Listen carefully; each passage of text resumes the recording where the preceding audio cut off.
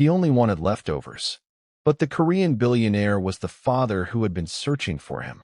The boy's fingers trembled as they closed around the cold metal handle of the back door. Rain slicked the alley behind one of Seoul's most exclusive restaurants, turning the pavement into black glass. Eli pressed his forehead against the steel for a single second, just long enough to feel the warmth leaking from the kitchen, then pulled. The door gave with a soft click. The smell hit him first: garlic, seared beef, something sweet and expensive. His stomach clenched so hard, he almost doubled over. He only wanted leftovers. That was all. He had no idea the man who owned everything inside that building had spent 12 years searching for the exact face that was about to walk through his door. If this story already has you feeling something, take 1 second right now. Subscribe, hit that like button, and tell me in the comments where you're watching from. I read every single one. Eli stepped into the service corridor, water dripping from his thin hoodie onto the polished floor. He was 16, maybe 17. He had stopped counting birthdays years ago. His dark hair was plastered to his forehead. A faded backpack hung from one shoulder, the only thing he owned that still held shape. Inside it was a single photograph, edges soft from years of being touched in the dark, and a small silver chain with a broken clasp. He never looked at the photo anymore. Looking made the emptiness sharper. A kitchen worker spotted him first and started to shout, but the words died when another figure appeared at the far end of the hallway. Kang Min-ho stood there in a charcoal suit that probably cost more than Eli had seen in his entire life. The billionaire was in his early 40s, tall, sharp-featured, the kind of man whose presence made people straighten their spines without thinking. His eyes, dark and unreadable, locked onto the boy. Eli froze. He had expected anger, a security guard, maybe a kick back into the ring. What he got was silence. Min-ho's gaze moved across his face with unsettling precision.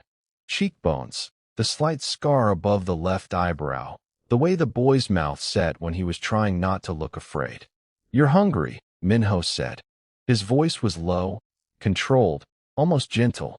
It didn't match the cold reputation that followed him through every boardroom in the city. Eli swallowed. "I just leftovers. Whatever you're throwing away. I can wait outside." Min-ho studied him for another long second. Then he turned his head slightly. "Bring him a proper meal. Hot. And dry clothes if we have any in the staff locker." The kitchen worker hesitated, then disappeared. Eli stood dripping on the expensive floor, not understanding why the richest man in the building was looking at him like he had seen a ghost. They sat him in a small private room off the kitchen. A bowl of steaming rice, grilled short rib, and a soft-boiled egg arrived within minutes. Eli's hands shook so badly he almost dropped the chopsticks. He ate like someone who had forgotten food could be warm. Min-ho remained standing near the doorway, arms folded, watching. When the boy finally slowed, Min-ho spoke again. "What's your name?" "Eli. Just Eli." The boy's jaw tightened. "That's enough." Min-ho's eyes flicked to the backpack. "You've been on the streets long?" Eli didn't answer. He wiped his mouth with the back of his hand and stood. "Thank you for the food. I'll go now." "Stay." The word came out sharper than Min-ho intended. He softened it. "The rain hasn't stopped. There's a staff room upstairs. You can sleep there tonight. In the morning you leave if you want. No one will stop you." Eli stared at him.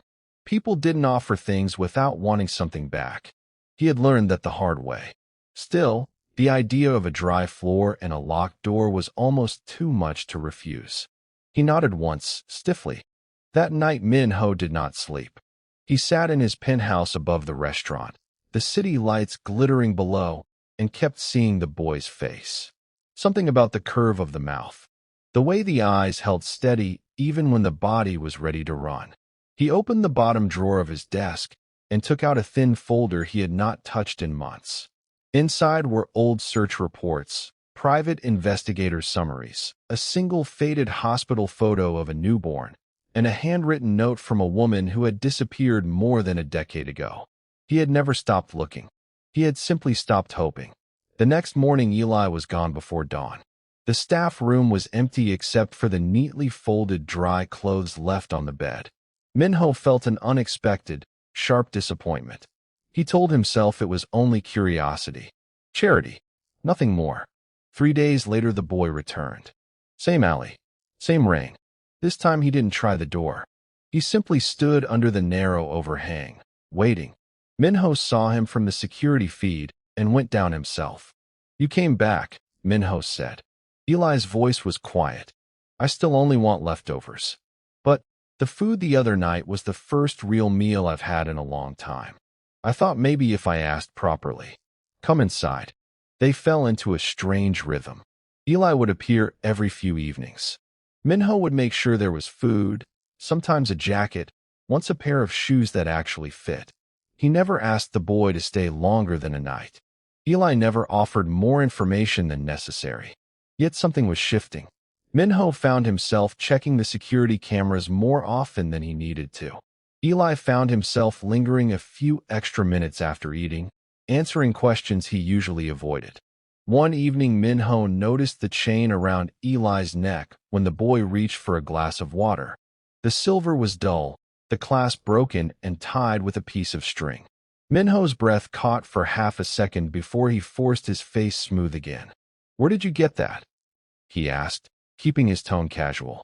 Eli's hand went to the chain protectively. I've always had it. Since I was little. Do you know who gave it to you? The boy's eyes hardened. Does it matter? Whoever it was didn't stick around. Min-ho said nothing. Inside his chest, something old and carefully buried began to crack. Weeks passed. Min-ho started finding reasons for Eli to stay longer. Helping with simple kitchen inventory, carrying boxes, sitting in the office while the rain poured outside. The staff noticed the change in their boss. The cold, unreachable Kang Min-ho was softer when the street kid was around. Softer, and somehow more haunted. One night, Eli fell asleep on the couch in the private office. Min-ho stood over him for a long time. The boy's face in sleep looked younger, the hard edges gone. A small birthmark, faint and irregular, showed just below the left collarbone where the shirt had shifted. Min-ho felt the floor tilt. He knew that mark. He had traced it with his finger 12 years ago in a hospital room that smelled of antiseptic and fear. He stepped back, heart pounding, and forced himself to leave the room before the boy woke. The next day, he brought the old photograph from the folder. Not the hospital one. The one taken a few months later, when the baby was already gone from his life. He kept it in his jacket pocket all day, the edges digging into his palm like a reminder.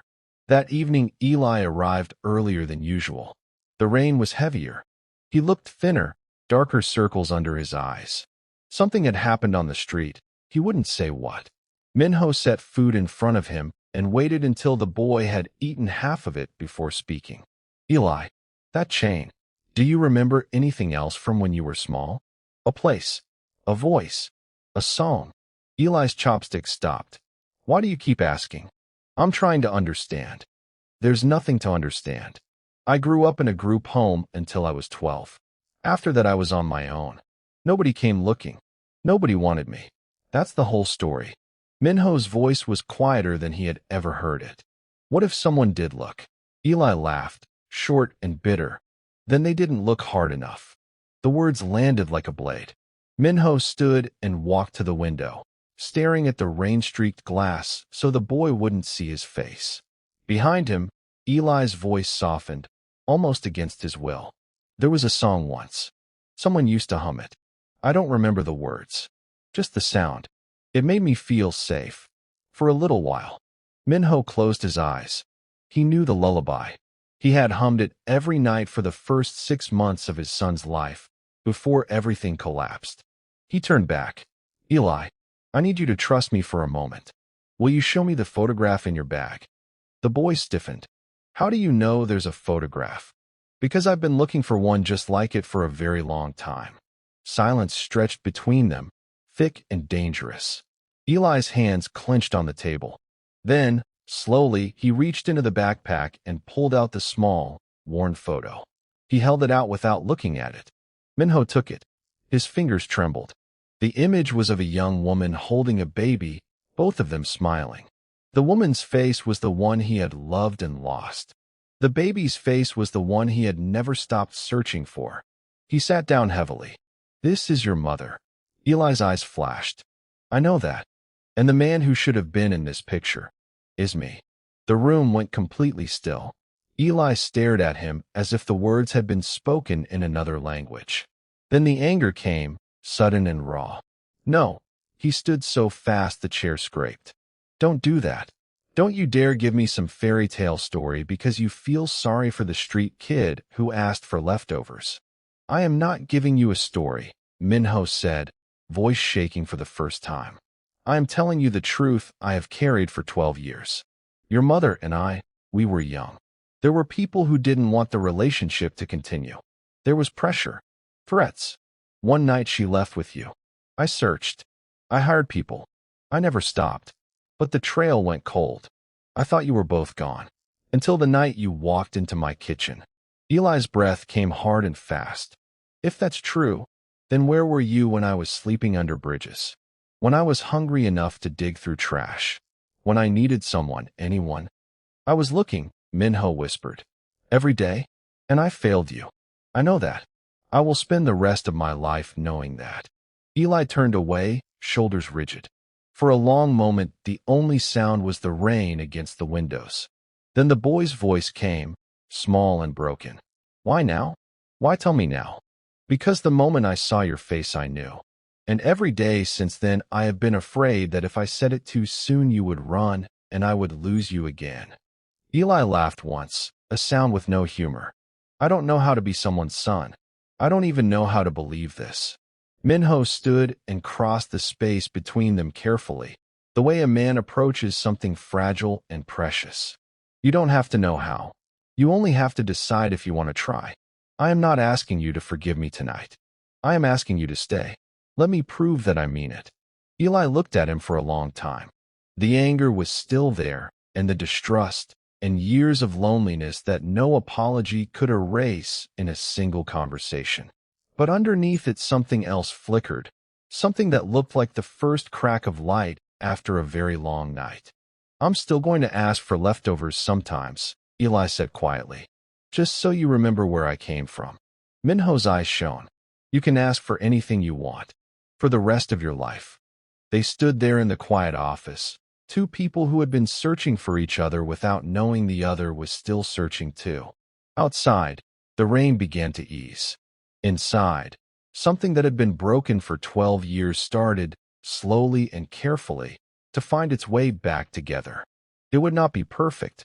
There would be more anger, more questions, more nights when the past felt heavier than the present. But for the first time, neither of them would face those nights alone. Eli stayed. And Kang Min-ho, the man who had built an empire and still felt empty, finally brought his son home. If this story stayed with you the way it stayed with me, leave a like, tell me in the comments what part hit you hardest, and subscribe so you never miss the next one. There are more stories waiting, stories about second chances, about the people we thought we lost, and about the quiet moments that change everything.